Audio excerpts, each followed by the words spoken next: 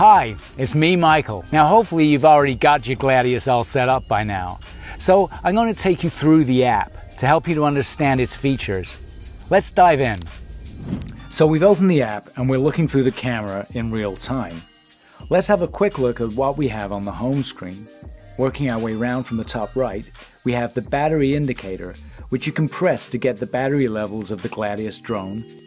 To the left of that, you have the wireless strength, showing you connection to the gamepad and the device's connection to the buoy. In the center here on the right is the big red button, which is the start recording button or the take photo button. You can either tap it or use the R2 button on the controller to start and stop the filming. Remember to do this. You don't want to get to the end of the dive and realize it wasn't recording. When it's recording, it will have switched to a red square. Next up, you have the resolution and FPS that you're currently running at. You can see that we're set at 4K and 30 FPS. In the bottom left of the screen, you have the current position of the drone. You'll see that as we turn it over, it relays that information back to the app, so you always know what the orientation of the drone is.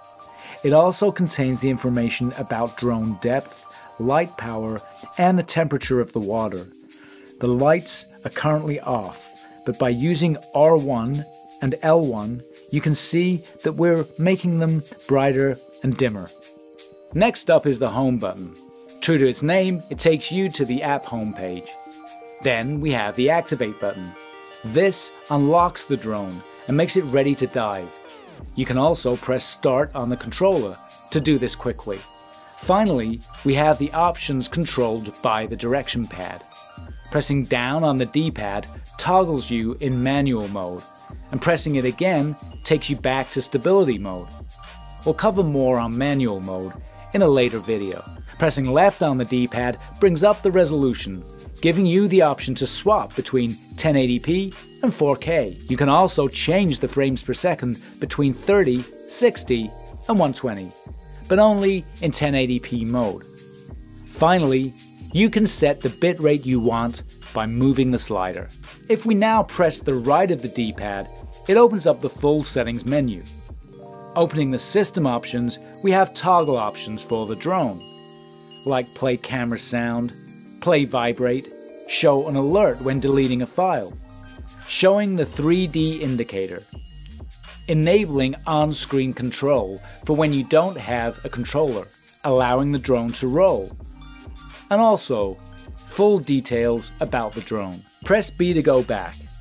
Next up, the ROV settings give you the option to change Gladius's parameters, starting with the speed control, calibration, and then the unit measurement you would like to use. We'll go through the calibration at a later stage. Next up is camera, which gives you the option to format the memory card if you want to start fresh and free up some space. Remember that this will delete everything on the SD card, so you want to make sure that you've got a copy of all your photos and footage. And then the other option here is live, if you want to start live streaming your Gladius adventures. Finally, there is handle, or controller. Here, you can switch control modes between USA and Japan, which will just change some of the button locations. Then we have the power graphs, which help control the drone. It can either be linear or exponential. Linear will give you a consistent control at all speeds, but curve will allow for more control at lower speeds. The last option is keys. Now this allows you to reassign the controls in a way that's more comfortable for you. If we quit the menu and press up on the D-pad, this switches the camera between video mode and image mode. You'll see the difference, and it's now possible to take photos underwater. So that's it for the app. Now in the next video, we're going to be taking the drone down the water, and I'm going to be showing you how to control it. You won't want to miss it. See you next time.